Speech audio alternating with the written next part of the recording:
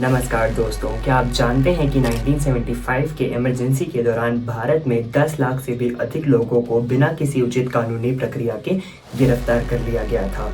उस समय एक विवाद शब्द फोर्स स्टरलाइजेशन अभियान चला, जिसमें अनुमानित 6 से 8 मिलियन लोगों की नसबंदी कराई गई। आज हम इसी अंधेरे अध्याय the real story behind the emergency of 1975 India's darkest phase के बारे में विस्तार से चर्चा करेंगे।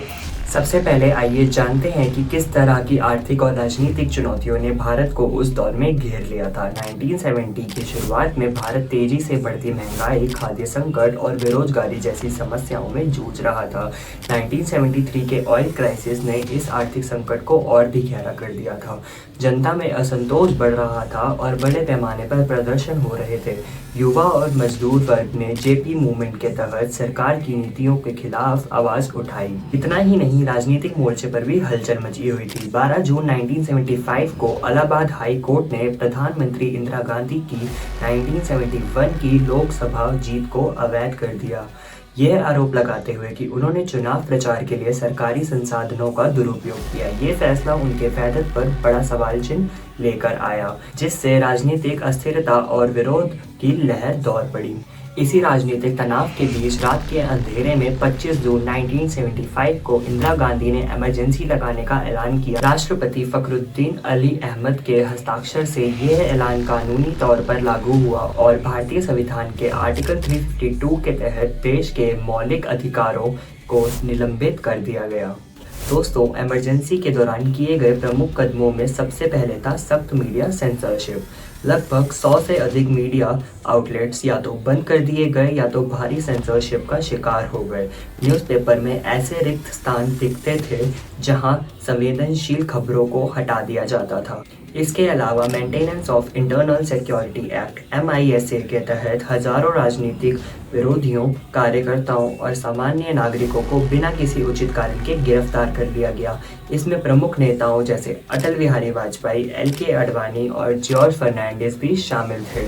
इमरजेंसी का एक और काला अध्याय था फोर्स स्टरलाइजेशन अभियान, जिसे इंदिरा गांधी के पुत्र संजय गांधी ने बढ़ावा दिया। इस अभियान के तहत लाखों लोगों पर जबरन नसबंदी की गई। इस अभियान की वजह से न केवल जनसंख्या नियंत्रण की नीतियों पर सवाल उठे, बल्कि मानवीय अधिकारों के उल्लंघन का भी एक बड़ा मुद्दा सामने आया।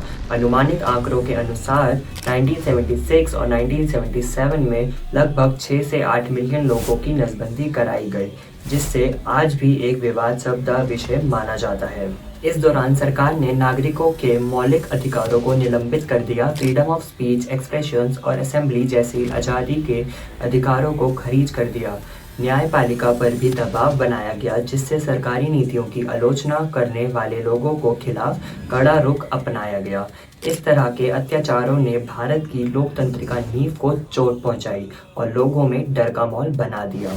इन सभी कदमों का उद्देश्य था सरकार के खिलाफ किसी भी प्रकार के विरोध को दबा देना और सत्ता को केंद्रित करना। हालांकि जनता का असंतोष दिन ब दिन बढ़ता गया।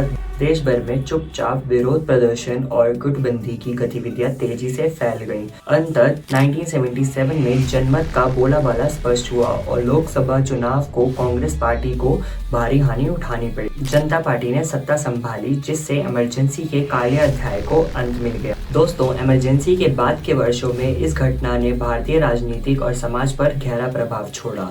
ये हमें ये सिखाती है कि डेमोक्रेसी इज फ्रेगाइल और अगर चेक्स एंड बैलेंसेस कमजोर पड़ जाएं तो लोकतंत्र को नुकसान हो सकता है। आज जब हम उन्हीं दिनों को याद करते हैं तो आवश्यकता है कि हम लोकतंत्र की रक्षा के लिए सतर्क रहें। मजबूत विपक्ष, स्वतंत्र न्यायपालिका और जागरूक नागरिक ही हमारी लोकतंत्र की असली ताकत है। इमरजेंसी का ये काला अध्याय न केवल भारत के इतिहास का हिस्सा है, बल्कि ये आज भी हमें चेतावनी देता है कि किसी भी समय सत्ता के अत्यधिक केंद्रीकरण से लोकतंत्र संस्थानों को खतरा हो सकता है। ये हमें याद दिलाता है कि eternal vigilance is the price of liberty. इस वीडियो में हमने देखा कि कैसे आर्थिक संकट और राजनीतिक अस्थिरता और सामाजिक असंतोष ने मिलकर एक ऐसे दौर को जन्म दिया जहां भारत की लोकतंत्र का नींव पर भारी आघात हुआ। 1975 का इमरजेंसी एक ऐसा सीख है जिसे हमें हमेशा याद रखना चाहिए ताकि भविष्य में हमें किसी भी प्रकार के अत्याचार और दामन का सामना ना करना पड़े। अगर आपको ये वीडियो पसंद आया हो तो लाइक करें और शेयर करें, और ऐसे ही रोचक और ऐतिहासिक वीडियोस के लिए हमारे चैनल को सब्सक्राइब करना ना भूलें।